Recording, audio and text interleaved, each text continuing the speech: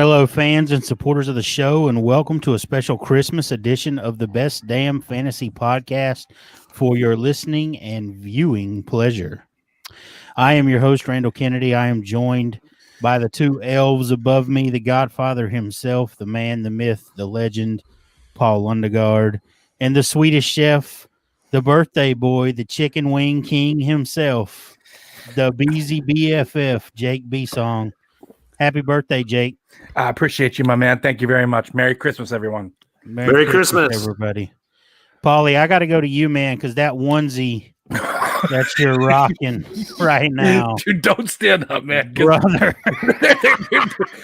there's something shaking, man, and I don't think it's Jingle Bells. You know what I mean? There's nothing between us and him but a thin layer of gabardine. Merry Christmas. I put on the Kid Kat Christmas onesie because I don't care about my appearance. I care about your happiness. Oh, he is free balling it, ladies and gentlemen. He is out there and loving every minute of it. I'm loving every minute of it. Merry Christmas, Alvin Kamara. Merry Christmas, Alvin Kamara fantasy owners. Congratulations on your championships. 90 years. No one's done that in 90 years. Alvin Kamara he set 2 NFL records tonight. The 6 touchdowns in a game, and he became the first player in NFL history to score 40-plus rushing touchdowns and 15-plus receiving touchdowns in his first 4 seasons. He's a beast. He's a beast. Oddly enough, this was only his 3rd career 100-yard game. Yeah. That is he does so much through the air. It's kind of strange. Yeah. There was a lot going on in this game. Irv Smith, man. Next year, if somehow Rudolph is not on that team, I know we talk about every offseason that this is the offseason where the tight end position is going to be deep and it never really works out. But I think Irv Smith could ascend to that top 5 if he's the only move tight end on this team. The way they use that chess piece, especially around the goal line, he could catch 10 touchdowns next year. 100%, dude. I love Irv Smith. We had talked about him earlier in the year, and you guys were pretty much spot on. I was about a year early on his breakout. I think next year is going to be the year for him to really kind of set himself apart. Yeah, I said it would be after Rudolph descended or left town or whatever. I think I've got him close to the top 10. He should definitely be inside the top 10. It'd be interesting to see where he lands after people do their ranks. He's in the Gesicki, range, 10, around that 10 range. But what's funny, Beezy, is that in the Unscripted Listener League, which is me and you for the finals, we let the listeners just go ahead and have all their fun during the year and then told them, the big-time playoffs is for the big boys, and didn't let him get a smell. So it's me and you for the finals. I had Irv Smith, and I thought it would be really funny to start him against you because you're such a big fan. And I got scared off of the Tyler Conklin usage recently. And the Saints are actually like top 3 against tight ends over the last 2 seasons. So I benched his ass. Not a good move. I would have been bullshit if you played him against me. He scored 2 touchdowns, man. I would just that horseshoe just keeps getting farther up your ass. That was the plan. We all get in our heads and we tinker time, baby. Yeah, we start playing these narratives, and I wasn't wrong. My process wasn't wrong. Conklin has been running routes, has been stealing targets. The Saints are really good against tight ends. All of those things. So, but my heart wanted to start him, and I should have started his ass. So I'm in a 16-team touchdown-only league that's been alive since the 80s. And my friend is in the semifinals. Our championship is actually next week. And he went against Kamara and Irv Smith tonight. Oh, woof. I mean, he's done. And he's got a really good team. There's no coming back. A really good team, and he's already done. I mean, touchdown only league, and you got a guy that scores 6 touchdowns. you're talking. Sometimes our scores are in the 30s. And I mean, he's just done already. It's just pretty terrible. Alvin Kamara he either delivered you some coal or a nice big bow under the tree, and it is what it is. I can't remember a championship performance like this by maybe Le'Veon Bell, maybe a few years back. Seems like he had put up 50 in a championship week. In a championship week. I was trying to think about that too. Like what's the most recent, like, really good week 16 performance? 6 touchdowns, man. Sheesh. 150 yards rushing, man. Good Lord. Good Lord. Sorry, I just figured I'd point out that we are live and there's a few people that have joined in. Rugger Mad, who I'm in a few leagues with, Tommy, 2 Toms. Tommy is on here, 2-on-1 What's Tommy. Up, Tommy? Yeah, Tommy. But Tommy Mo is my spirit animal. We need to get these people back in here. There was like more, and like half of them popped out. Maybe are the kitties scaring you guys? Do you not like the Christmas kitties? Scared the shit out of me, I'll tell you that right now. Do you not like the Christmas? I was scared something was going to come out of there. So was I, dude. I'm like, don't jump, dude. Please don't jump. Angie Loves Falcons has entered the chat. Angie, we love you. Merry Christmas. Yes, we do. Merry Christmas, Angie. And Tommy just said, I love you, Randall. So there's lots of love going around. Guys, we've never done this live. Spirit animal. Live Christmas special. Master June hooked up the badass graphics that if you go back to the very beginning, we had the whole graphics shot. I might unclick on us all at some point during the thing just so everybody could see it one more time. So how was your Christmas, boys? Did you get any pretty baller Christmas presents? Oh yeah, dude. I got a lot of new Steeler stuff. Speaking of the Steelers, I'm sorry to interrupt you, BZ. I'd be remiss if we didn't mention Kevin Green. Yeah. 160 sacks, 3rd most all time. Condolences to his family. 58 years old. It just seems like way too young to be checking out. Yeah, that sucks, man.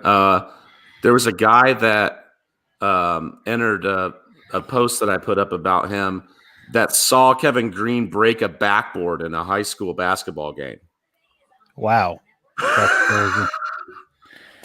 No, years and years and years ago when I lived back in Pittsburgh, I got the chance to meet Kevin Green after a game, way back when him and Greg Lloyd were on the field together. Really? Yeah, he came over and shook my family has season tickets, so they're like huge in the stadium, and I got to like 85, 84, 86, 84, 85, 86, something like that. I was young, dude. I was probably about 9 or 10 at that time when that happened, but I remember him high-fiving me and stuff like that, and I still got the Kevin Green jersey from when I was a kid. So obviously doesn't fit anymore, but I still keep it just for obviously. It's a little tight, but I should have wore that tonight. Tight. I should have wore that tonight. Yeah, you should have wore that. Yeah, no doubt. I got a pretty nice gift. I got a autographed football from my mom by Steve Young. That was pretty baller. Yeah, man. So this game tonight, I know you guys watched it. Drew Brees, man, he just looks cooked to me. Yeah, he doesn't look very good, man. This could be the. I don't know if I want to say he could come back for another year, but the end. It feels like the end. Friend, I don't think I don't think he can come back. This is the end. He looked a lot better in the first half. Yeah, he did. Now that he's gotten beat up a little bit. Yeah, I was actually commenting with William Spencer on Twitter that he was dropping dimes there for a while in the first half. 2 of them were drops that were really nobody's fault by Carr and Kamara. Kamara almost caught one too, but at that point in the game, he was looking fine. But he looks like he's got about 20 minutes worth of an arm right now. Yeah, I got a big wolf out to these 2 coaches, Zimmer and Payton here. You pay these running backs $63 million, and you've got 3rd stringers you're giving the ball to on the goal line. Goddamn Mike Boone, dude. 1 carry, 4 yards, and a touchdown. I think they outsmart themselves sometimes. It's like, just give it to your guy. I mean, it worked out. Boone and Smith both scored, but the Smith from the 1, was it like second down from the 1? I mean, that should have been Dalvin Cook too. Maybe I'm just a disgruntled Dalvin Cook owner. Maybe that's what that is. You and me both. I don't blame you. I had Dalvin Cook going in 2 finals against Alvin Kamara, and congratulations, Paulie, in one of those finals. That's pretty much over. Thank you. If you've got Kamara, you can take the rest of the weekend off. Hopefully, Jesus. Yeah, D Brown and I were in a big final. You better win. All the rest of your guys better perform. There's nothing worse than having that Derrick Henry 203 game and like your team loses because it sucks, and you're like, man. Does anybody want Derrick Henry? Because I can't do anything with him. Okay, here, take him from me. That's how I am in the hyperactive 3.0. Aren't you in that one, BZ? I'm with you on that. That's the one we made that trade. Yeah, that's such a weird league, man. There's like so much parity, but all the parity is 6 and 7 win teams. Yeah, and like nobody that's really. I can't. I've tried to tank. Yep, and then I've decided that I can make a run, and there's just so many people that like it's somehow all the talent is spread out just enough to where everybody has like a stud.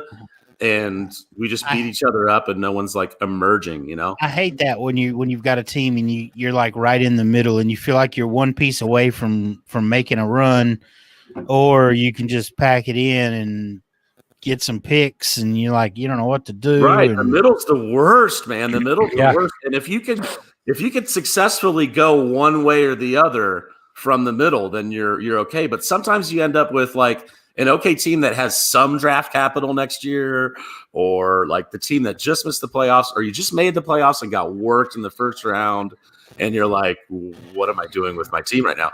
And in that league, I'm just trying to sell Derrick Henry, and nobody would give me a good.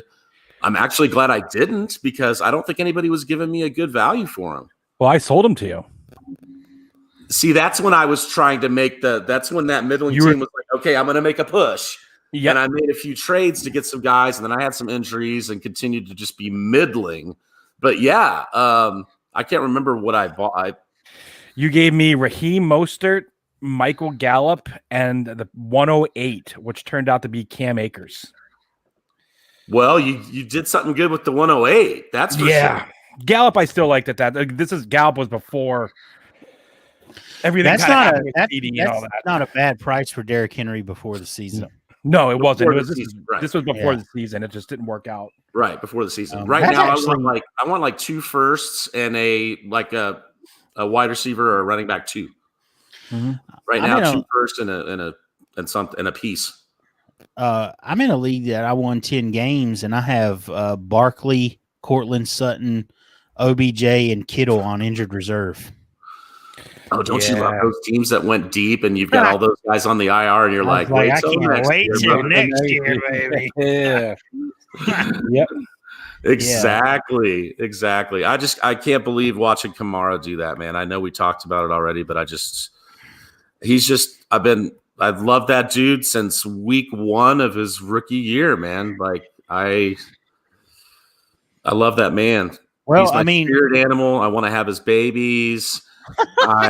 He's my favorite player in the league. He makes it look so easy, man. On a couple of those touchdowns, it's like that's when you know you've like leveled past your peers, because the stuff that he does isn't easy, but it looks so easy. We talked about it look easy. We talked about this, and Paulie, you like to say this a lot. We talked about Alvin Kamara, and he could be the RB1 this year. And I had that talk last year. Yeah. And you like to say that if you listen to us, you're ahead of the curve. It seems like we dissected the Steelers 1 week early. Yeah, we had that discussion in the chat too. I mean, thank you for the 7 people that are still 8 people, 9 people, that are still on. But I noticed this week that, at least in the beginning part of the first part of the week, everybody was talking about how the Steelers are broken and how to fix them, whether I was listening to Sirius or, talk radio or Twitter or Reddit, wherever you went, everybody was talking about that. And we talked about that last week. So if you want to stay ahead of the curve, I do feel that we are very successful at that, and we stayed on top of COVID like a lot of other pods didn't address it at the beginning of the year. We were talking about it all year because it was so relevant. It needed to be discussed, you know. But yeah, the Steelers are broken, and we talked about that last week, guys, and you know that because you listened to Unscripted. And I mentioned 3 or 4 weeks ago that Cleveland was still very much alive for the division, and this was when Pittsburgh was they were one loss team at the time. Yeah, before Pittsburgh's decline, and I wasn't liking that too. I remember when you said it, I was like, I don't know, but they are catching fire. They could be in a winner take all for next week for the division. Well, what do they talk about all the time, right? Catching fire at the right time. The Browns, getting hot at the right time. Man, the AFC playoffs are going to be so good. The Bills the Titans. The Chiefs are playing their best football. The Titans, the Colts, Rivers, Jonathan Taylor, Ty. Those guys are all playing their best football right now. Yep. The AFC, and I mentioned preseason that I thought the Colts were going to be Super Bowl contenders. And with all those teams that we mentioned and how tight the AFC is going to be, none of them is the Steelers. They're one and done. We said that last week. Yep.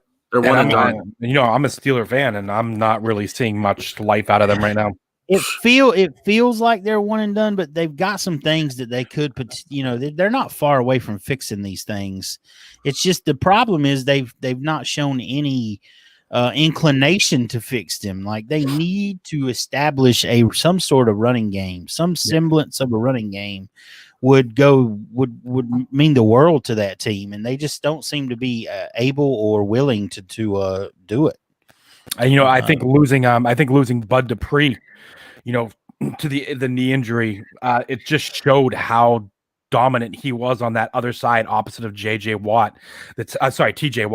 The pressure that he was bringing, he was a game changer for that defense. And when he went down, you can see now there's holes.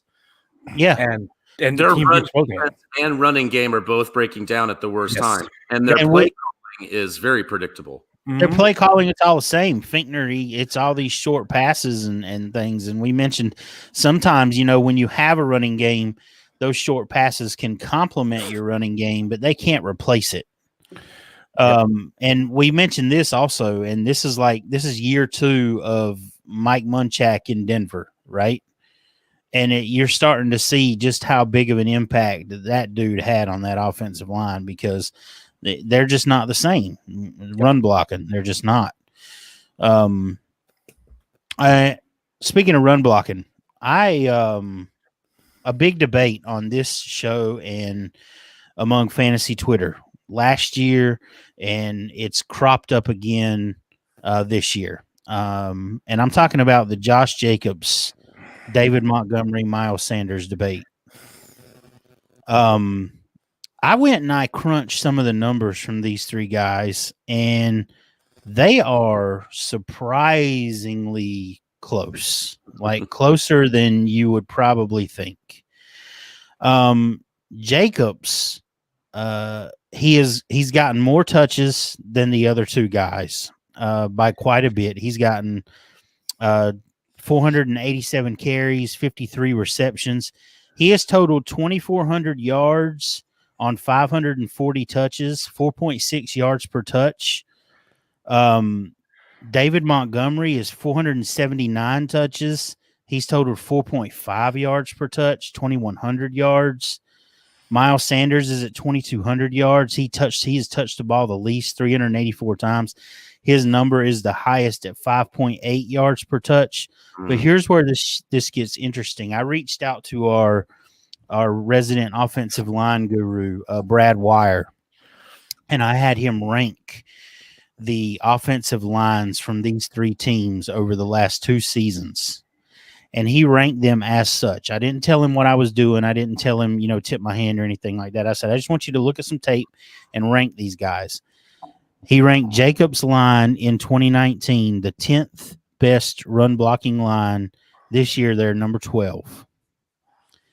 Philadelphia was 14th in 2019. This year, they've slipped to 22. And David Montgomery, the last 2 years, has run behind the 30th ranked ranked run blocking line and the 27th ranked run blocking line. Jesus, dude. So David Montgomery gets a lot of grief for not being a lot better than he has been. And maybe we're starting to see this kid sort of turn the corner. They've got a new offensive play caller. Nagy's not calling the plays now. BZ, you outlined that he might be a league winner, and you advocated for people to go out and trade for him. BZ said that. We should jump in and say that BZ said that like 7 weeks ago. Yeah. He was one of the first on that train. Say it like the week before the playoffs started. No, yeah. He like 3 or 4 weeks before the playoffs started. So do you see this sort of good fortune for him continuing? And is this debate dead already? Because, Paulie, I know you're a Jacobs guy. I am, and but the I've debate been is alive, big time. Yeah. And as evidenced by what you just said, one would argue that Jacobs is probably the one you don't want to invest in out of that group because, Sanders is just showing that if he gets more opportunities, then he's going to be the number one out of those three. And David Montgomery is just showing that he needs some type of advantage. If it's not going to be his line, he's going to have a good matchup. And people are saying, oh, he's only doing good because of the matchup. Well, give him a break. He's got one of the worst lines in the league. So he needs some type of advantage. If it's a run funnel, defense, then all for it. So if that offensive line gets better, his stock goes way up. If Sanders' touches go up, his stock goes way up. Jacobs probably, unless he gets more involved in the passing game, is probably going the other way. So I do love him, but yeah. I like Josh. I'm not off of any of these guys. No. I'm really interested to see what Sanders is going to be able to do in Philly if there's just so much influx in Philly. Will they have a new coach? Who's the quarterback going to be? Can you say definitively right now that you know who the quarterback is going to be next year in Philly? Because I can't. Not definitively, but I would put money on it being Jalen Hurts. If he keeps playing the way he is, I would think so as well. But that's not the flavor of this league right now, and the hot teams, and the ones that are fun to watch, and the ones that get all the hype and the money, and Arizona and Baltimore, and the running guys, man. Buffalo.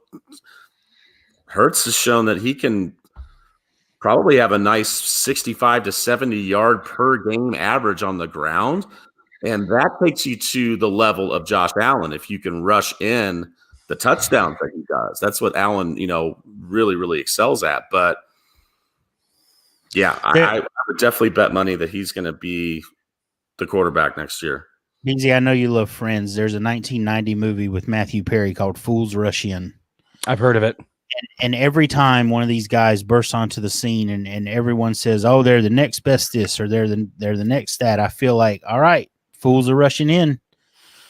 And I'm really trying hard not to do that with Hurts. I'm not saying that he's not going to be every bit as good as he has been, but I'm still just in wait and see mode. And I feel like the Eagles would be kind of, I say foolish, but man, for such a small sample size to just wad Carson Wentz up, throw him away, trade him off the team, and hand it over to Jalen Hurts seems kind of foolhardy.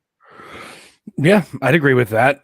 I think it's just, again, we're seeing what the new hottest trend is, and when a guy comes out and just bursts onto the scene like Hurts has, and he shows that, especially that rushing ability that he has. But Wentz has rushing ability. He does, but it's just not like that. Not like that, right? But when you look at at the last few games with Wentz, and then you look at what Hurts has been doing, it just looks bad on Wentz. It looks like he just wasn't able to make anything happen. He was just holding back that offense. And I agree with you. I think Wentz is still a good quarterback. I think Wentz is actually a very good buy low right now, especially in a dynasty league.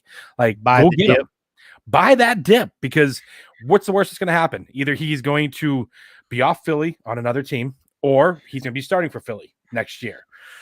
Those are basically your two options with him, I think. And I think that there's going to be a team out there that would invest in an opportunity to get a quarterback like him. He's expensive. The hardest part is going to be that contract. Yep. He's very expensive. Yep. I think we talked about this, man. It's not going to be as bad as you would think after that. So it's going to be bad on the Eagles with that 39 million, I think, dead cap hit if they trade him. However, they're not paying Jalen Hurts anything. So for 1 year at least, they'll have that hit, but he'll be completely off their books in 2022 if they trade him. For his part, for whatever team gets him, he's only, I think it's 19 million next year and 22 million the year after that. It's a relative bargain for if you think he can be your franchise quarterback. Yep. Yeah, rookie contract, for Hurts for 4 years. You could build around a team pretty good, not having to pay your quarterback. Yeah, it's funny. Mike Lou and I were talking about this on Twitter a couple of days ago, talking about the advantages of a rookie deal. I think it's more advantageous to just have a good quarterback than it is to have a cheap quarterback. Yeah. Well, yeah. both would be good. I never saw the follow-up to when he said, "Where are you basing this from?" or something. I never swung back.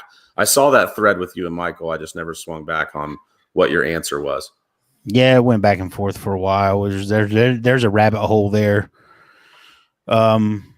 Nice. There are several of those. Yeah. Especially if you're in Eagles Twitter. If you're in Eagles Twitter, you're in a rabbit hole already. Yes, you are. I mean, those and don't mention Dallas snowballs at Santa Claus. They're nuts. Don't mention Dallas in Eagles and Eagles Twitter in the same tweet unless you have Kevlar pajamas. The last time I went there, I even said, I know I shouldn't be here. And basically the first comment was, yeah, you should trust your instincts. You should get out. Eagles Twitter is a messed up place, man. But by the way, Dak and Wentz, they just talk about Carson Wentz and Dak Prescott for 16 hours a day.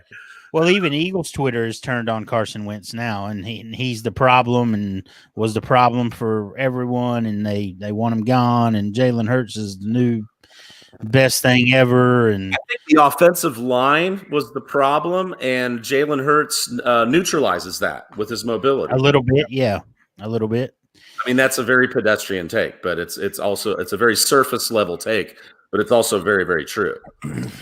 I think we'll see, and we may not get to see it this year because we've only got 2 more games left. But once there's some actual tape on this kid and they get a read on his tendencies, and there it is. He's not going to put up 40 burgers every week. I mean, enjoy it while you got it. He's a nice boon for a playoff team if you had him stashed somewhere.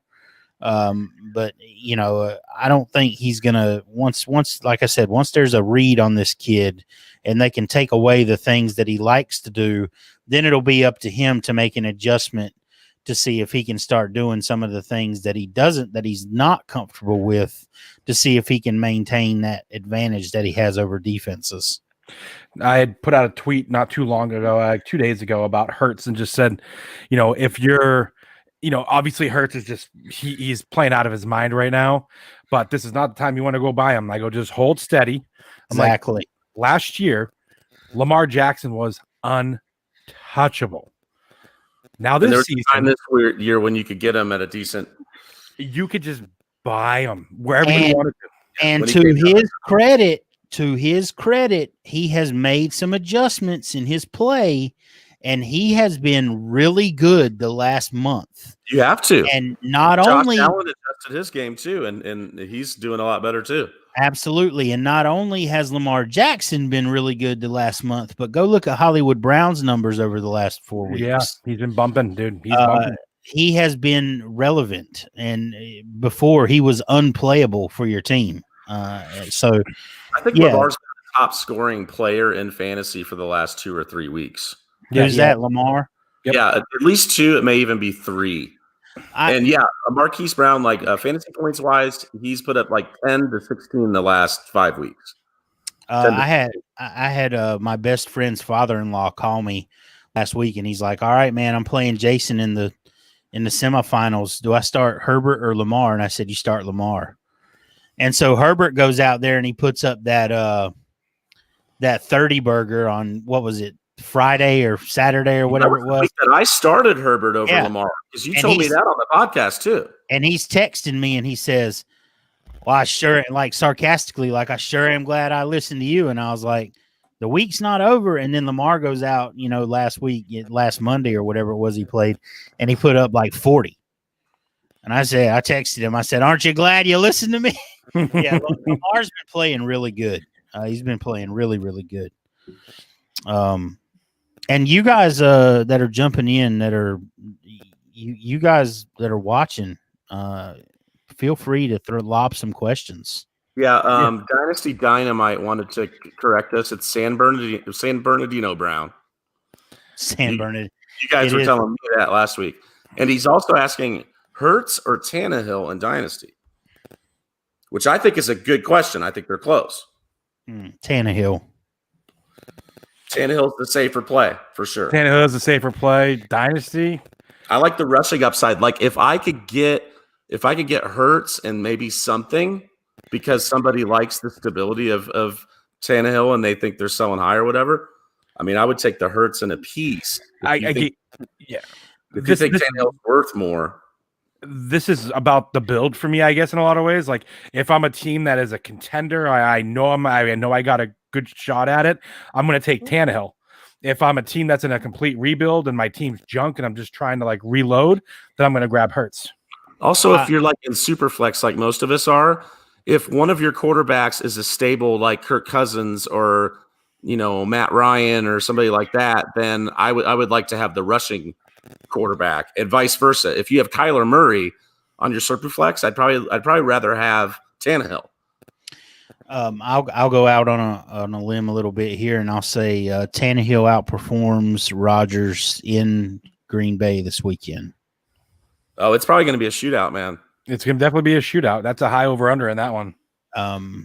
Is that our own Scott Boulanger, our own Dino Game Theory? With the tweet, I think Wentz got Hurts. Oh yeah, Dynasty Dynamite. This is Jax. Why is he under Dynasty Dynamite? Jax, you forgot to switch from one of your burners, buddy. No, his profile picture is still. I think. I don't know. Who knows? It looks like Jax. Oh man. Yeah, I think that game in Green Bay between the Titans and the Packers, man, Derrick Henry's going to have a good game. I really like Tannehill in that game, and hey, I think Rodgers is going to have a good game too. The Titans secondary is awful. I mean, they're atrocious. So I expect both those guys to have really good games. To your question. Rushing defense is not good, so could be a pretty heavy Derrick Henry day again. Oh, it's going to be a Derrick Henry day for sure. Yeah, there's probably a lot of Derrick Henry in the finals. That's the highest over under over the course of the week. 55. What is the over under? 55.5. Ooh, I'll take the over. I'm taking the over too, dude. Woo! I'll take the over. Yeah, there's a lot of in the finals. Alvin Kamara. Yeah. Alvin Kamara feels good. I bet it does.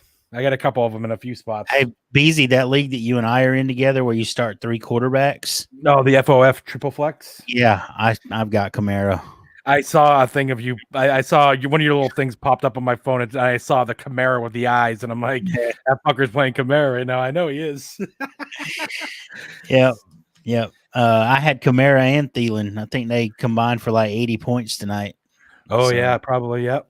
Yeah, it's like pretty good. That's that start. Was Jax Falcone, by the way, and he says, "Love you, Merry Christmas." Merry Christmas, there, Jax. He's on one of his burners. All your little kids, tell them Merry Christmas too, buddy. It's quiet. All right. We've since you mentioned the over under, I know Paulie wanted to mention some super DFS plays for this week.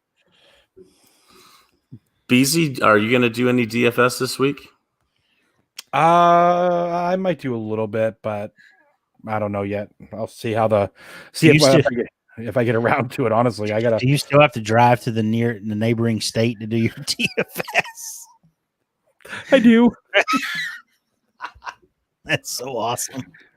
So I gotta. Well, I usually do like 5 lineups or maybe 3, and I'm going to go with like 3 kind of no-brainer quarterbacks because I think you need to kind of be a little on the nose on quarterback this week.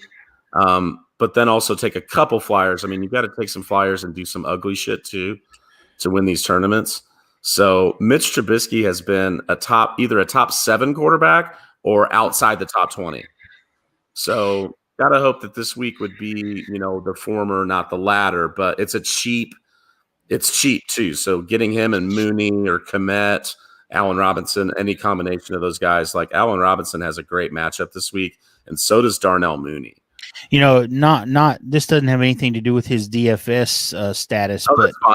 Whatever. But if you watch Trubisky since he's replaced Foles, his stats may be either top 7 or outside of 20, but his footwork and the way that he's playing is light years better than it's been probably since he got in the league. Yeah, it looks like his rookie year. And it looks like that more and more that since Matt Nagy, the biggest boob in the NFL, has handed the offense over to Bill Lazor, that it's just gotten better and better for those guys. I know it sucks because Trubisky's going to be on a new team next year with another offensive coordinator, and he's probably going to be fighting for a job. So you really they finally got it clicking. Yeah, it looks like he's finally found something, and now he's going to have to start all over again, which really sucks for the kid. So will the team. What was that? We got something clicking. So will the whole team. The whole team should be starting over next year. We already talked about it. I mean, David Montgomery's playing out of his cleats. He's a great matchup this week too. And over the last 4 weeks, he's like the RB RB1 over the last 4 weeks. My bad. Does it count? Does this week count? Well, no. Kamara's up there. Ain't nobody to RB1 over Kamara after this week. He actually has 0.3 points more than Derrick Henry over the last 4 weeks. And he's only 7,700. I mean, the pieces of this Chicago team that we talked about has been on the rise. They're all too cheap. I mean, Allen Robinson, at the way he's been playing, and he's been top 5 or top 6 over the last, 4 weeks, 5 weeks as well.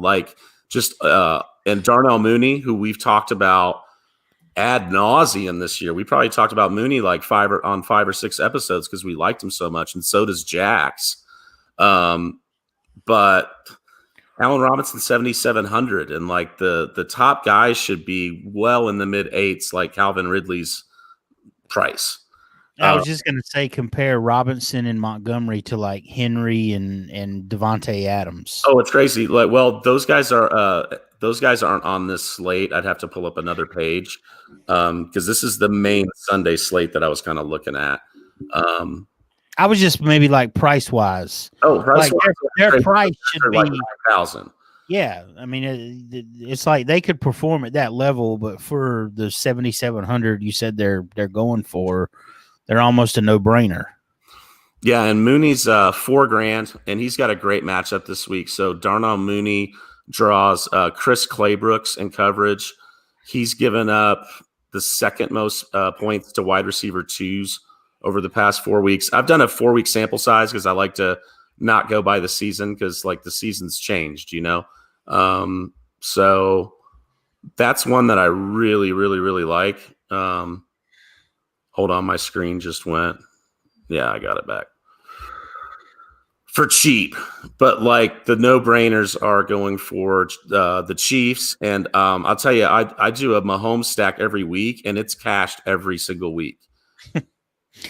It's just it's so like I said earlier, some shit's just pedestrian and it's staring you in the face, but that doesn't mean that you shouldn't be. Do you recommend stacking that Green Bay Tennessee game? Most definitely. That's a perfect game stack. That's not on this slate either.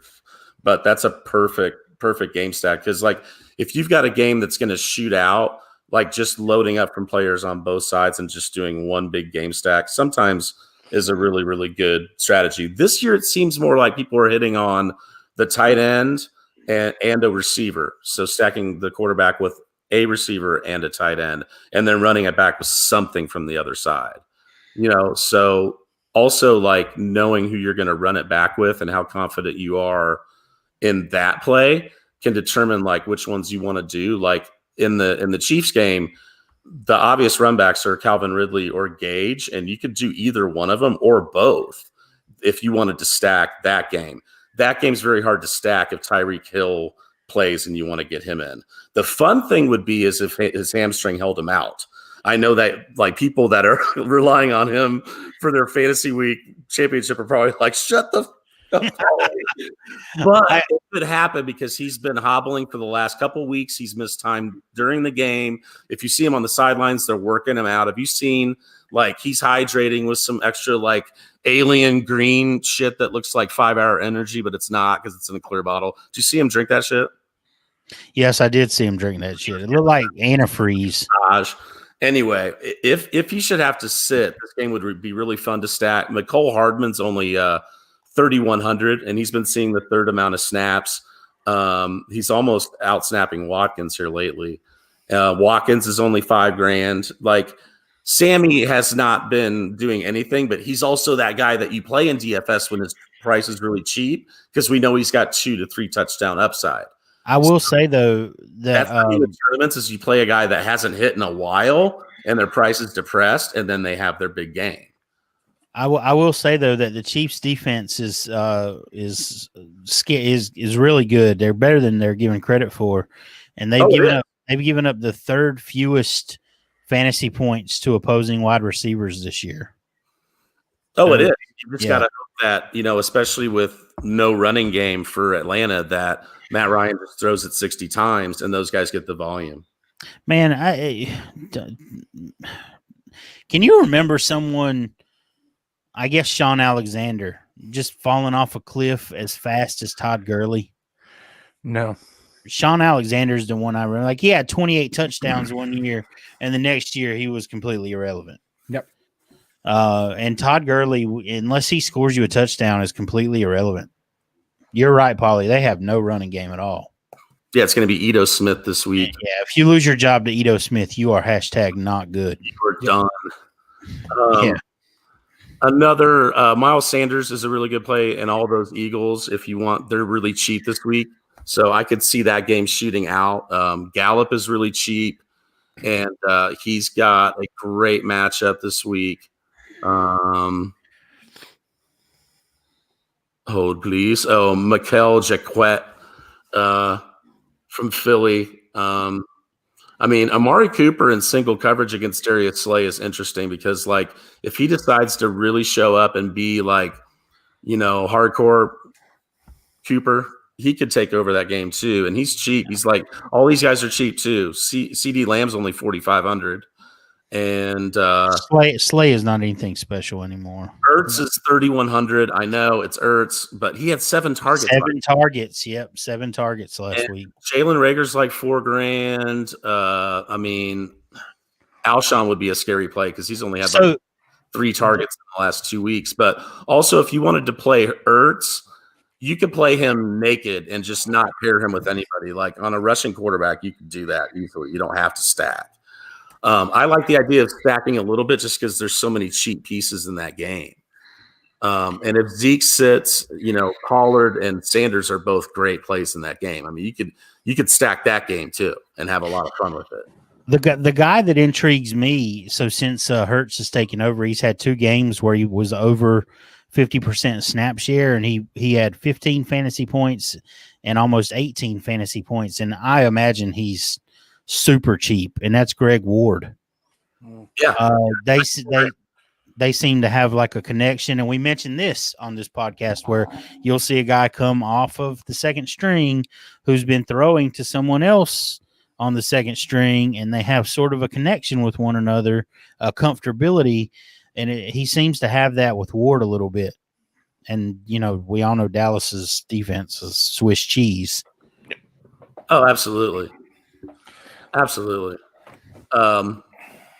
If Gibson doesn't play McKissick, I don't think people will play him, but he gets so much volume.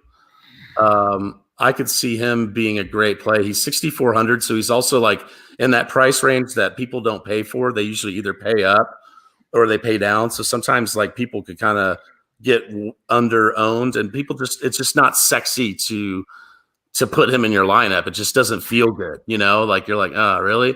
But that's why I think he's a good play, because I think he'll be low owned if Gibson sits. And you know what's sexy?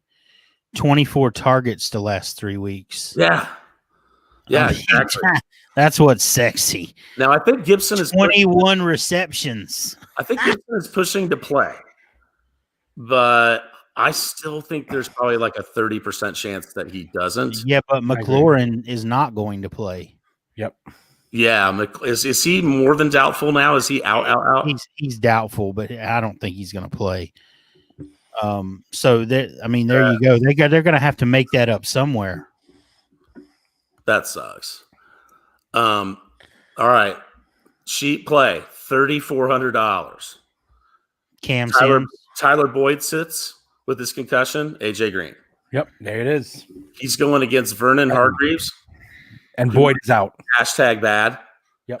Who? Boyd is out. He's out. Yeah, I forget. He mentioned that. Hashtag wake up, Beezy. Somebody asked me about playing him earlier, and I was like, yeah, he's going to miss a game with that. He had a pretty decent concussion. So I don't know if people will get on this play and if he'll be like super high owned. I don't think so, just because it's also something that doesn't like just feel good. It doesn't taste good. That's what she said out there, but Vernon Hargreaves he's toast. Yep. He's the one that got roasted by TY a few weeks ago. He's giving up the second most points to wide receiver ones. He gets roasted by everybody.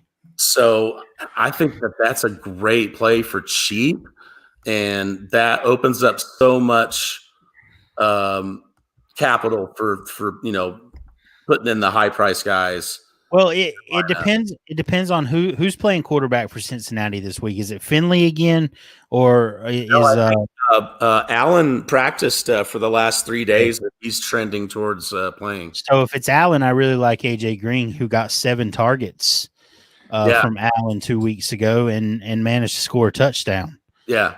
I really like that play. But if it's Finley, he's going to take off and run. He's going to try. He's not going to force the ball down the field at all. So I think that say what 400.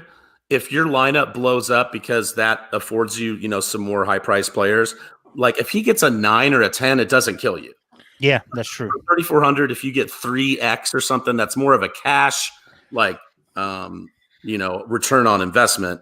In tournaments, you really want your player to get like 5 times their money that you paid for them in points.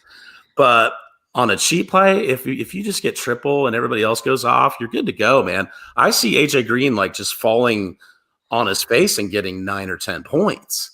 I would have to think that that's his freaking floor with Boyd out. I mean, you're talking about Houston's going to put up some major points. AJ Green might get 14 freaking targets tomorrow. Yep. And then, that could be a slate breaking play. So I know it's ugly, but like I said earlier, Russell Gage, he's 5,100 with Julio out. He'll throw passes. He's been getting the targets. He's gotten 7, 8, and 10 the last 3 weeks. 25 targets in 3 weeks. I mean, that's pretty damn good. Over that span, he's averaged like 16.5 points. So that's just a cheap play. 5,100 is Gage. And like I said earlier, I know KC defense has been good against receivers, but you got to think that there's a lot of volume there. To move it along, because this is boring for people that don't play DFS, but DJ Moore has the best matchup of the 3 Carolina receivers, and he's 5,800. I like that. With Lindsey trending out, Melvin Gordon is a really good play at 5,600. The Chargers have been getting gashed via the run lately. And he put up a respectable game last week. I mean, he put up, what did he get? Like 25 points, 24 points last week. Who was that? Melvin Gordon. I think he scored. Yes, he scored 2 touchdowns. Yeah. This week, I mean, even if the touchdowns aren't there, I think the volume will be there because the Chargers will put up points. And like I said, Lindsey, I mean, especially if Lindsey is out, I like that. On the other side, Eckler's cheap. He's only 7,600, and he's been, he could break out anytime. So I definitely like playing Mahomes this week, Lamar Jackson, Jalen Hurts, and then my wild card quarterbacks are Trubisky and Andy Dalton. Jonathan Taylor is a smash freaking play. Sanders, Tyreek Hill, if he plays, is a no-brainer. I mean, obviously, Kelsey. But I think Zach Ertz is a cheap play. Cole Kmet is really cheap. I got a cheap tight end play for you. Logan Thomas is not cheap, really. He's 4,900. But with Terry out and all the volume Logan Thomas has been getting, I think that's kind of a no-brainer play too. I got a low key tight end play for you. He scored two times in his last 3 games. He's played at least 71% of the snaps in his last 3 games. Is that Dan Arnold? And he's playing a team who absolutely bleeds points to tight ends this week in the Jets, and that's Austin Hooper. Oh yeah, yep. Hooper came back off of an injury last week. He played 71% of snaps. He scored a touchdown. He had 6 targets. I think he could easily duplicate that against the Jets this week. Yeah, especially if you're gonna stack that game. If you want, to get the Baker Mayfield love going. Jarvis Landry's been hot lately, and his matchup's pretty good. He's less than 7,000, so that's cheap. And yeah, Hooper, he's a good play. I didn't realize he had that many targets last week. Yeah.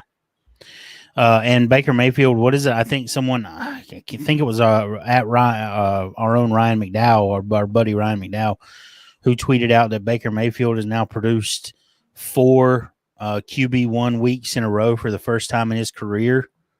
Stefanski has really turned Mayfield around. We talked about that several weeks back. He's playing some of the best football of his career. We talked about it in the summertime, that play action being able to open up his game like it did with Cousins. Yeah, we were one of the groups that was super high on Mayfield going into the year. We got a lot of slack on. We got a lot of slack for ranking him too high. Yep, we did. Yeah, and he's a QB1. Yes, he is. And I think we had to rank that way too, like consensus wise, like QB 13, right, or 12. No, I think we right on. We had him at one point at 9. That's still a pretty good number. Yep. If he can continue to produce like that, he's young. Mm-hmm. Marvin Jones, even though they don't have a coach, I think that benefits him. They haven't had a coach in 3 years. I know. That was my quote tweet to the tweet that Schefter had was, they said something like, going to start looking for a coach. And I was like, why start now? How do you like the Spielman hire for their front office? Yeah, I think it'll be an improvement. What do you think, BZ? I can't be worse than what they already had. To me, this looks sort of like the John Lynch hire. I was well, it's a good call for the 49ers. I'm intrigued by this. He's a guy that wore the uniform, and he's a smart guy. If you listen to him on broadcasts, he knows what he's talking about. I'm sort of intrigued by this. I think the Lions might have hit a home run here. I mean, we'll see, but we'll see what direction he takes it. There's a lot of smoke about them trading Matthew Stafford. I've heard the smoke. I've heard that too. Yep. So we'll see. I can't imagine there won't be a market for someone like Matthew Stafford. Yeah. And if so, Marvin Jones will probably be on another team next year as well. Oh, yeah. Marvin Jones will be on another team. He's just at that stage in his career where he's going to, finish off with like 2 or 3 different teams his last 3 years. But, yeah, getting back to the DFS play, I don't know what else are they going to do?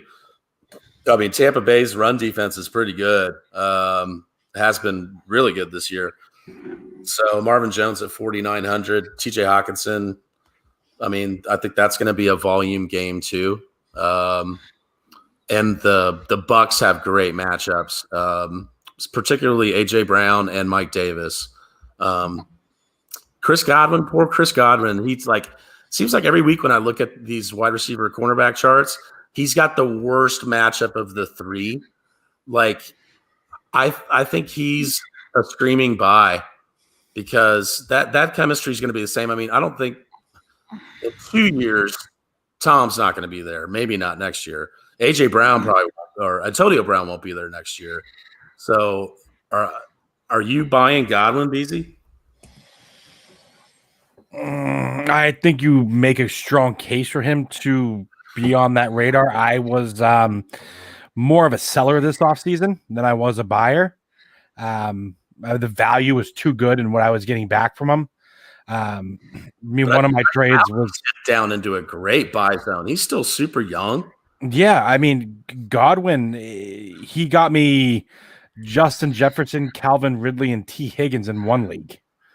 So, he was a screaming sell at the beginning of the year. But again, we talk about the way players fluctuate throughout the year. And I think he's got to that point now where his value is starting to kind of drop now. And I think it would be a good time to try to pick him back up again.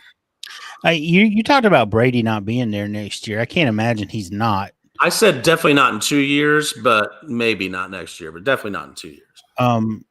And this really didn't have anything to do with you saying he might not be there next year. I kind of just wanted to touch on this a little bit because his numbers, man, good Lord. He's 43 years old, 44 years old, and he's knocking on the door at 4,000 yards. He's thrown 32 touchdowns. He's completing 65% of his passes. And people are like, why is he playing so bad? Right. What the come on, man. Do you know how many teams would love to have that kind of play from their quarterback? That kind of production, that 7.7 air yards per attempt. I mean, across the board, his touchdown percentage is up 2 full points from last year. His numbers from last year to this year they're just night and day. I mean, they're up across the board. But why did Godwin turn into his Edelman? That's why I went out and got him. So I think Godwin, to your point, this is kind of where I was going with this. Godwin is someone I'm going to go out and buy this summer because he has been injured a lot. He's been in and out of the lineup. They haven't really developed any sort of chemistry with one another. He's had the finger thing, the hamstring thing. It just seems like it's been one thing after another. And there's been a lot of intermingling pieces. Like 1 week it was, before he got hurt, it was OJ Howard, and then it was Gronk coming on, and then a couple of the younger receivers, Scotty Miller, and then there's another guy there that's impersonating Scotty Miller in a couple of weeks. Justin Watson. And I think that if Godwin had been healthy all year, he didn't that production would have been funneled to him, and his numbers would look a lot better. Like we say, his talent didn't change. Like, he didn't become untalented overnight, right? Jameis Winston didn't make Chris Godwin. At least I don't believe that he made Chris Godwin. He might have made Chris Godwin some money, but he didn't make Chris Godwin. So he's a guy I'm going to go out and get next year. And he might not even be in Tampa next year. I mean, he's an unrestricted free agent, if I'm not mistaken. Godwin is. I thought he was still in his rookie contract. What's it? He's been in the year. This would be year 3, right? So next year will be year 4, I think. Yeah. We trying to find that shit.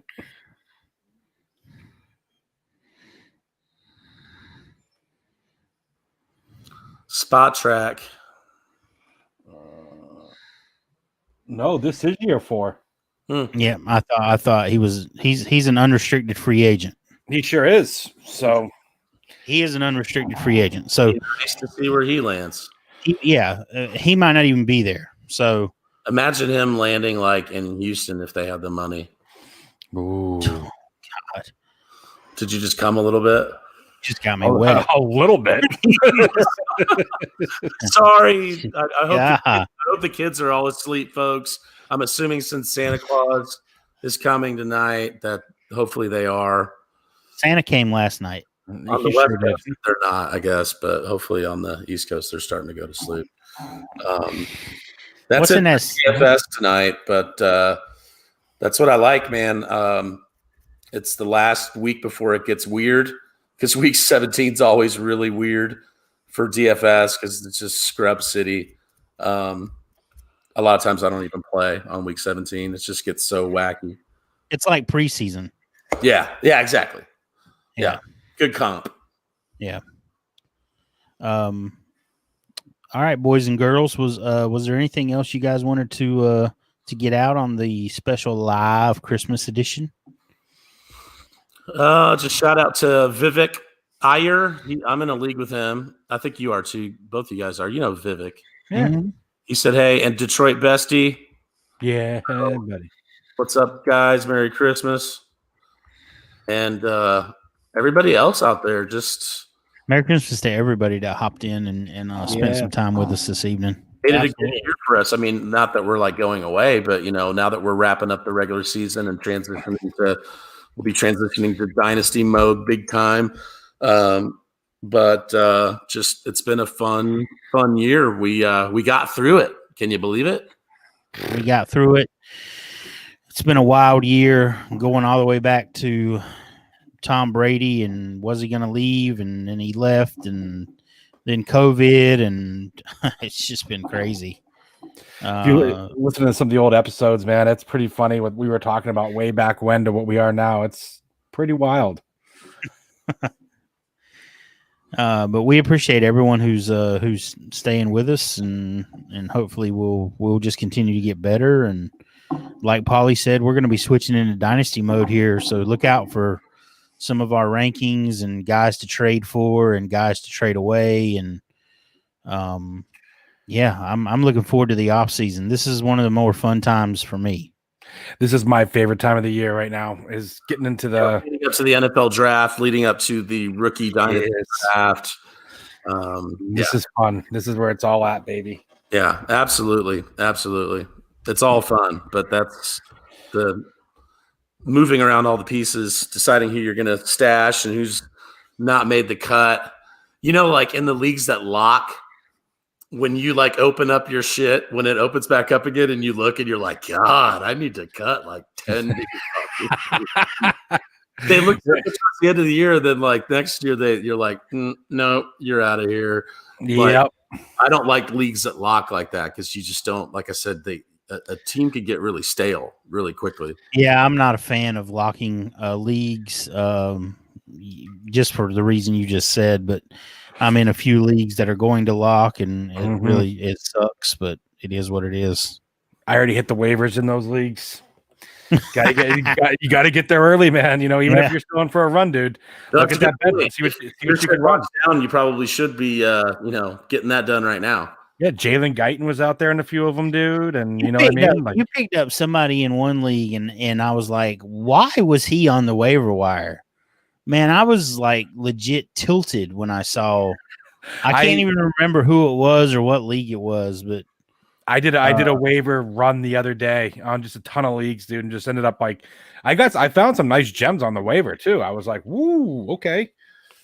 So, I picked up a lot of Rosen in Superflex leagues. Yep, I got a couple.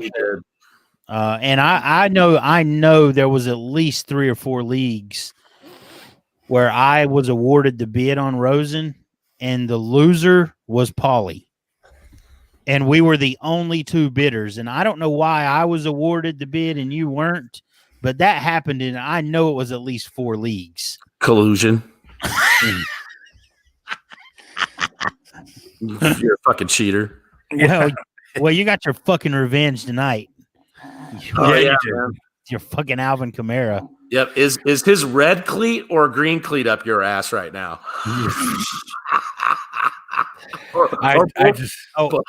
Hang on.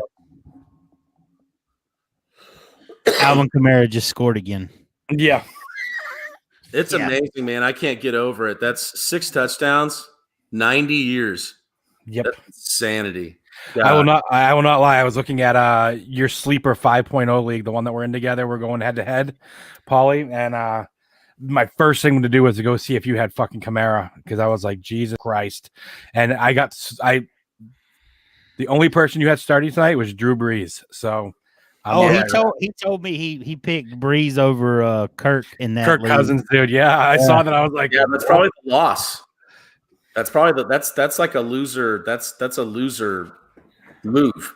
No, that's big time. That's probably like a 25-point swing. Yep. Paulie, you and I are actually going head to head in 2 finals.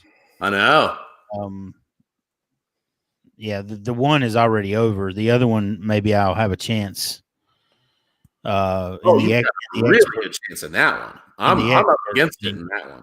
What are you talking about? Didn't you go 12-1 in that one? Which one? Oh, yeah. The experts one? Yeah. Yeah. Or 11-2 or something like that? I think it was 11-2. I went 13-0 in Paulie's 2.0. And I went like 12-1 or 11-2 in the Rum Boys one too. We must have been laying with dogs because we picked up fleas. Right. Yeah, it's fun times, man. Definitely. That Kirk Cousins Drew Brees call is gonna hurt. Damn it. What in the wide world of sports is on your head? I don't know, man. You look like you're about to do some detective work. Yeah, fucking Detective Clouseau or some shit. Hey, Jax. What up, man? I just figured I'd hop on here and let you guys congratulate me for the Undroppables League Championship. I just saw you. I saw you today. You're not even in the Undroppables League final. I am. Oh, you're talking about the club championship. You're the club champion. Are you going to win it? I'm probably not going to win it. Who's going to win it? Probably Fantasy Dukes. Wow. Yeah. He'd probably win if we well, I don't know about maybe Tommy Mo. I was going to say if we just did a steel cage death match, he might take that shit too. I had I drafted folks, that was a 20-team league. Everybody that's in the Undroppables. 20-team league, and Dukes and I are in the final. But Tyler Boyd's not going to play, and I drafted George Kittle. I drafted OBJ. I've had some injuries. I don't even know how I'm in the final, to be honest. I had the team, man, but freaking Russell Wilson and Lockett both fell off a cliff. Yep. At the beginning of the season, when those guys were clicking, man, my team was killer. I got Derrick Henry on that team, and I picked up like Gabriel Davis, Mostert, then he got hurt. But when you play with 20, man, especially like we were starting like 3 or 4 bench players. My RB1 is Darrell Henderson. It got thin. People were picking up like Kyle Juszczyk. Yeah. Yeah. That's how look at that sweater. That's some swag right there, Look dude. at that llama. Jax, I got my onesie, my kitty cat Christmas onesie. God, dude, stop standing up. Don't look. Let him sit back down again, dude. Jesus. Tis the fucking season, gentlemen. Oh, come on. Stompy showed more than that for like 400 days after he won Scott Fishbowl 8. So don't even fucking trip. You can't unsee that, dude. Is that a llama on your sweater? For real? Or am I just happy to see you? I'm good with the llama, man. It's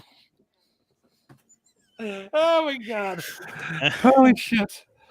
I'm gonna need to go smoke again here soon. We're about to wrap it up. So that's why I came on. That's why I'm here. Man, it's very good to see you. Merry Christmas. Merry Christmas, my homie. I just came in to give Randall the full llama. Well, I appreciate it, man. I love your llama. All right, guys. Love you. Later. Love you, man. Ooh. We look like the Brady Bunch. Yeah, we do. Here's the story. of a man named Polly who had 3 ugly kids and a onesie. Oh, there you go. That shows more of the background. Oh, We've been like that for the last half hour. No, the boxes were bigger. No, we've been just like this for the last half hour. I thought the boxes were bigger. Because you took away our screen names, our Twitter names. Oh. Whenever you added Scott at the bottom down here, it went just like this. Oh, I didn't even add him. He just jumped in. No. I'm talking about He's got the little box that says Dynasty Dynamite Hurts or Tannehill in Dynasty. Gotcha. Yep. I'm have to figure that out for next week. I don't know why that went away. I didn't hit anything. That's good. I like it like this. Yeah, it shows more of that kick-ass Christmas background, man. Master June just kicked the shit out of this.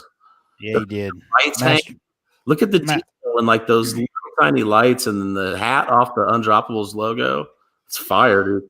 He kills it, man. Fantasy Dukes kills it. The Undroppables kill it. Scott kills it on the Undrafted. Make sure you tune into the Undrafted. Make sure you're hitting up at 2-on-1 Tommy. Tommy Moe kills it with his the things he does on TikTok. He kills it with Brad Wire and the what's the name of that show? They're breaking down offensive lines and under review, when they go under review and they choose to highlight and spotlight some of those guys. I learned so much from them. They both played with the Heartbreakers and Moneymakers.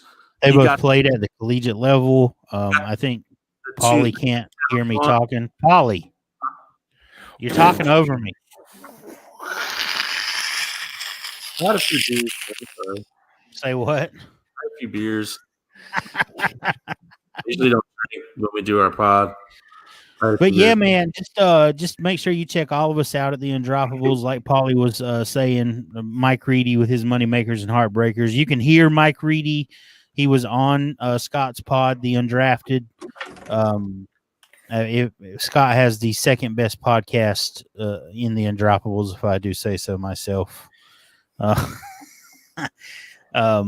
yeah, we enjoy it. We enjoy what we do, and we got a lot of good people helping us out here. So, I had a great time tonight, gentlemen. I know you guys did. We're going to get on out of here. Remember that the best fantasy discussions are always unscripted. Unscripted.